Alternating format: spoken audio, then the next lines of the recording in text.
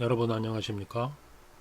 트로트계의 소식을 전해드리는 트로트 월드 채널입니다. 오늘은 트로트 레전드 진성과 트바로테 김호중 두 사람의 인생 역정을 같이 살펴보도록 하겠습니다. 두 사람 모두 음악적 재능을 타고났다는 점과 역경을 극복하고 트로트 가수로서 성공적인 길을 걷고 있다는 점에서 닮은 꼴이라고 할 수 있겠습니다.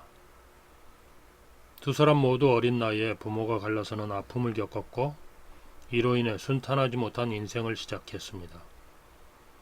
진성의 경우에 친척집을 전전하면서 살아야 했고 김어중도 할머니 등 일가 친척집을 옮겨 다니며 살기도 했으나 고등학교에 입학하면서 혼자 살기를 시작했습니다. 진성의 삶은 트로트 가수 중에서 어쩌면 가장 파란만장하였다고 할 만큼 불우한 어린 시절을 보냈습니다. 그래도 진성과 김호중은 어렸을 때부터 어른들 앞에서 노래 부르고 용돈을 받기도 하였다는 점에서 노래하기를 좋아했다고 생각합니다. 진성은 학교에서나 들에서 어떤 때는 산속의 동굴에서 구슬픈 노래를 부르고 다녀서 동네 사람들이 어린애가 왜 저리 서글픈 노래를 부르고 다니냐고 할 정도였습니다. 김호중도 구성진 노래를 좋아해서 10살이라는 어린 나이에 내 하나의 사람은 각오라는 이미숙의 노래를 듣고 눈물을 흘렸다고 하니 그만큼 마음속에 응어리진 게 많았다고 할 수 있겠죠.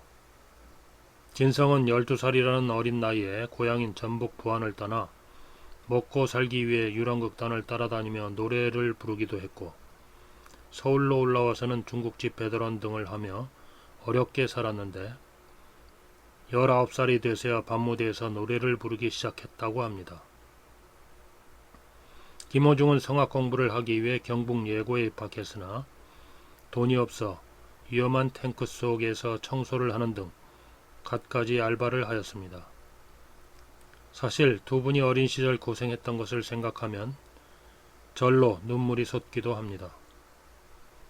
김호중은 돈이 없어 충분한 레슨을 받지 못하는 데 좌절하여 폭력 조직에 발을 들여놓게 되고 이로 인해 경북 예고에서 퇴학 위기를 맞기도 하였습니다.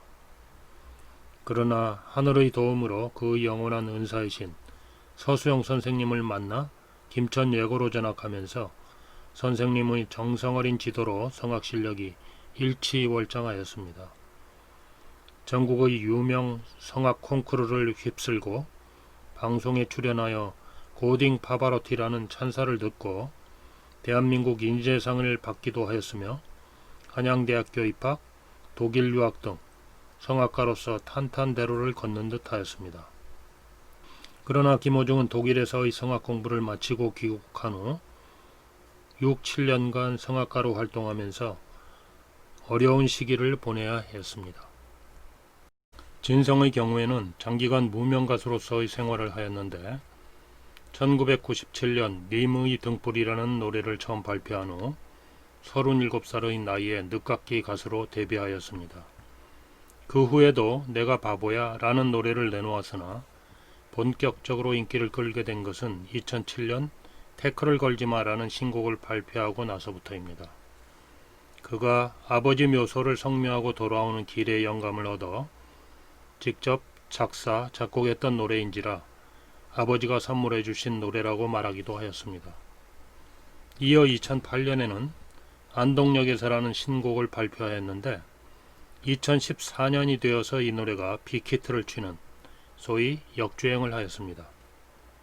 2015년에는 본인이 직접 작사한 보릿고개를 신곡으로 발표하면서 트로트 레전드로서 확실하게 자리를 잡게 되었습니다. 김호중의 경우에는 독일 유학에서 교육한 후 성악가로서 활동하였으나 국내 무대에서 살 수 있는 기회가 많지 않았으며 생계를 위하여 주말에 예식장에서 축가를 불러주는 등 부업을 할 수밖에 없었습니다. 이와 같이 김호중이 성악가로서 어려움을 겪게 된 데에는 국내 성악 무대가 제한적인 데다가 성악을 실기 위주로 공부했기 때문에 학위를 취득하지 못한 영향도 있었을 것입니다. 이러던 중 지난해 말에 TV조선의 오디션 프로그램인 내일은 미스터 트롯이 김호중에게 새로운 기회로 다가왔는데요. 김호중은 대중과의 음악을 통한 소통을 좋아했던지라 이에 도전하기로 결심하였습니다. 이 프로그램을 통해 김호중은 새로운 트로트 스타로 탄생하게 되었는데 그의 풍부한 성량과 폭발적인 가창력은 시청자들을 매료시키기에 충분했습니다.